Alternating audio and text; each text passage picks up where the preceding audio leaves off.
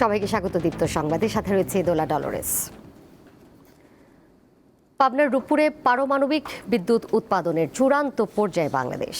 আজ প্রথম ইউনিটের চুল্লিতে জ্বালানি বা ইউরেনিয়ামের ব্যবহার শুরু হচ্ছে। এর মধ্য দিয়ে পারমাণবিক শক্তি ব্যবহারকারী দেশের তালিকায় ৩৩তম দেশ হচ্ছে বাংলাদেশ। চুল্লিতে ইউরেনিয়াম দেওয়া হলে তা থেকে তাপ তৈরি হবে। সেই তাপে পানি থেকে বাষ্প তৈরি হয়ে টারবাইন ঘুরবে। সেখান থেকে উৎপাদন হবে বিদ্যুৎ। বিজ্ঞান ও প্রযুক্তি মন্ত্রণালয় জানিয়েছে, বাণিজ্যিকভাবে বিদ্যুৎ উৎপাদন শুরুর আগে এটি চূড়ান্ত পর্যায়ে। ধাপে ধাপে পরীক্ষামূলকভাবে বিদ্যুৎ উৎপাদন হবে। আগস্টে জাতীয় গ্রিডে ৩০০ মেগাওয়াট সরবরাহ শুরু হতে পারে। রূপপুর পারমাণবিক বিদ্যুৎ কেন্দ্রের ২টি ইউনিট থেকে মোট ২৪০০ মেগাওয়াট বিদ্যুৎ উৎপাদনের লক্ষ্য রয়েছে। মেগা এই প্রকল্প বাস্তবায়ন করছে রাশিয়ার রাষ্ট্রীয় পরমাণু শক্তি সংস্থা রোসাটম।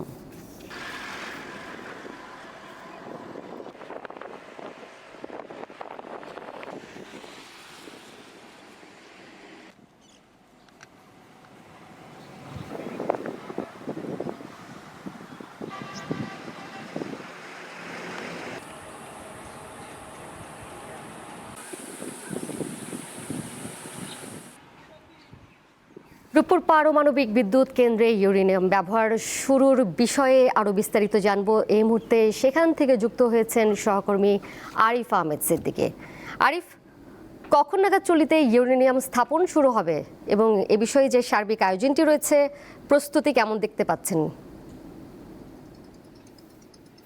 জি দোলা, আপনি যেমনটি বলছিলেন, মাহেন্দ্রক্ষণের কাছাকাছি চলে এসেছে সময়টা। ঠিক ৩টা নাগাদ এখানে ইউরেনিয়াম যে ব্যবহারের আজকে যে দিনক্ষণ নির্ধারণ করা হয়েছে, সেটা ৩টার দিকে এই প্রোগ্রামটা শুরু হবে এবং ৩:৩৫ মূলত ইউরেনিয়াম যে জ্বালানিটা লোড করা হবে সেটা কিন্তু উদ্বোধন করবেন।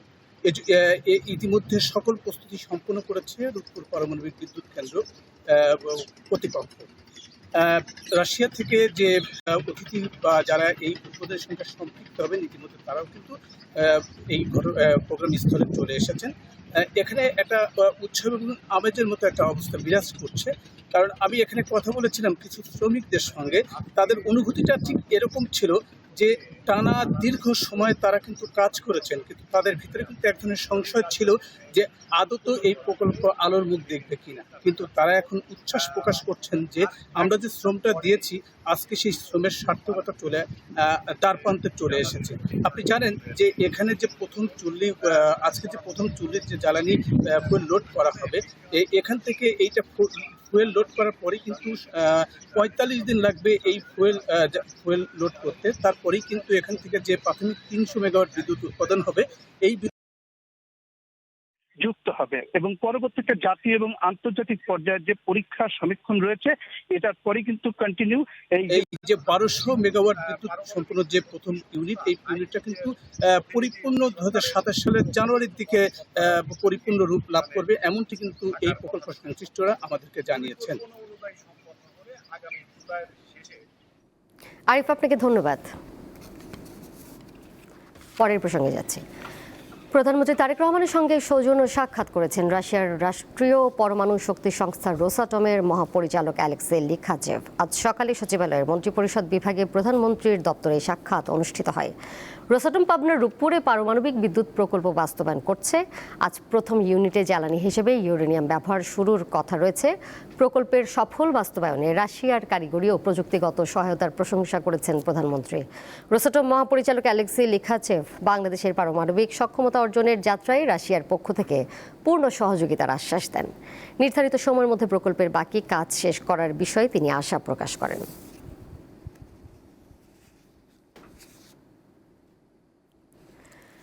সাবেক প্রধান বিচারপতি ABM খায়রুল হকের ৫ মামলায় হাইকোর্টের দেওয়া জামিন বহাল রেখেছে আপিল বিভাগ। জুলাই আন্দোলনের সময় যুবদল কর্মী হত্যা এবং তত্ত্বাবধায়ক সরকারের রায়ে জালিয়াতি সহ বিভিন্ন অভিযোগে এসব মামলা হয়েছে।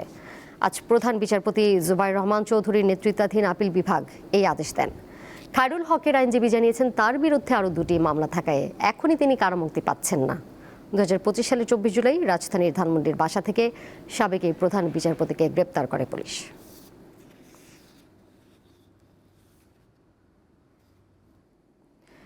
রাজধানী সহ সারা দেশে যাতায়াতের অন্যতম মাধ্যম এখন ব্যাটারি চালিত রিক্সা। স্বল্প দূরত্বে চলাচলের এই বাহনটি সাধারণ যাত্রী ও চালকদের জন্য আশীর্বাদ হয়ে এলেও রাজপথে এটি যেন মরণ ফাঁদ। অদক্ষ চালক আর দ্রুত গতির কারণে প্রায়ই ঘটছে ছোট বড় দুর্ঘটনা, ঝরছে প্রাণ। সারা দেশে এসব যানের সংখ্যা 40 লাখেরও বেশি। এগুলো চার্জ দিতে প্রয়োজন হচ্ছে বিদ্যুতের বড় অংশ। ব্যাটারি চালিত রিকশার দৌরাত্ম্য নিয়ে 2 পর্বের প্রতিবেদনের আজ প্রথম পর্ব। নাম অটোরিকশা। কারো কাছে এটি অল্প পুঁজিতে আয়ের উৎস, আবার কারো কাছে রাজপথের মূর্তিমান আতঙ্ক। অল্প সময়ে গন্তব্যে পৌঁছানোর এই বাহনটি কি আমাদের জন্য আশীর্বাদ নাকি এক নীরব অভিশাপ? আজ আমরা খুঁজব সেই উত্তর। রিকশা টানার অমানসিক পরিশ্রম থেকে মুক্তি দিয়েছে এই প্রযুক্তি। বৃদ্ধ বয়সেও দুমুঠো ভাতের সংস্থান করছেন হাজারো মানুষ।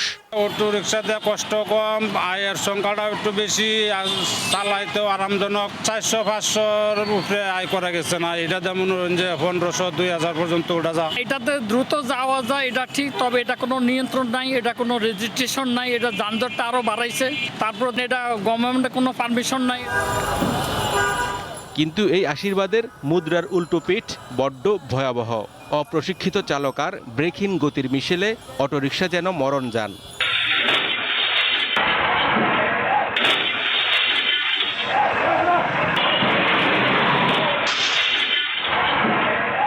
গত 1 বছরে পঙ্গু হাসপাতালে আসা রোগীদের বড় একটি অংশই এই অটোরিকশা দুর্ঘটনার শিকার। মিশন মাঝে উঠছি, এক জায়গায় যাবো, ওই জায়গায় যাবো, পরে আরেক মিনিট পিছন দিয়ে ধাক্কা মাইরা আমার গাড়ি উড়ে গেছে। বাসা থেকে বাজারে যাওয়ার সময় মোটর থেকে ড্রাইভ করতেছি, তো হঠাৎ সামনে থেকে একটা অটোরিকশা এসে আমাকে শর্টে হিট করছে। হিট করার পরে আমার পা দুটো হাড়ে ভেঙে গেছে। যারা এই গাড়িগুলো চালাচ্ছে, they are not trained, they are not actually for this to drive. ও রাস্তার সাথে যে 3টা চাকার অ্যাডহেশন, মানে খাপ খাওয়া ধরে রাখা, এইটা কাউন্ট করা আছে। যখনই স্পিড বাড়ে যাবে তখন কিন্তু ওর লাইট হয়ে যায়, ওর adhesion capacity with the road কমে যায়।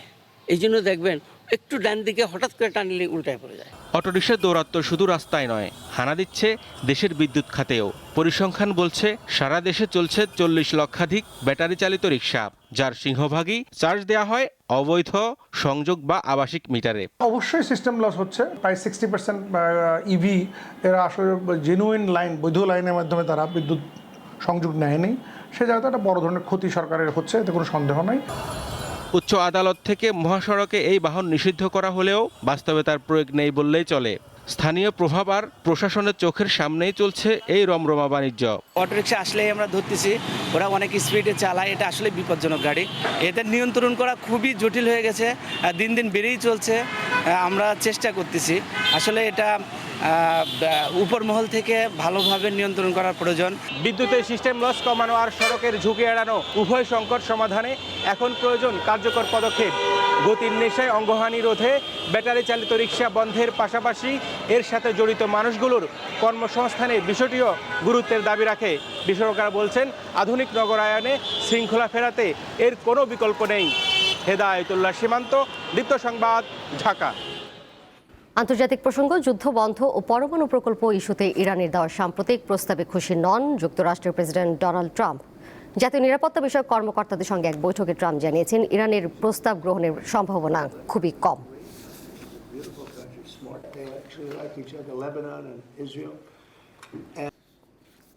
এই ছিল এখনকার মতো। পরের সংবাদ দেখবেন বিকাল 5টায়। এছাড়াও আরও তথ্য এবং বিনোদনের নানা খবরাখবর জানতে যুক্ত থাকুন দীপ্ত ডিজিটাল প্ল্যাটফর্মে। ধন্যবাদ সবাইকে।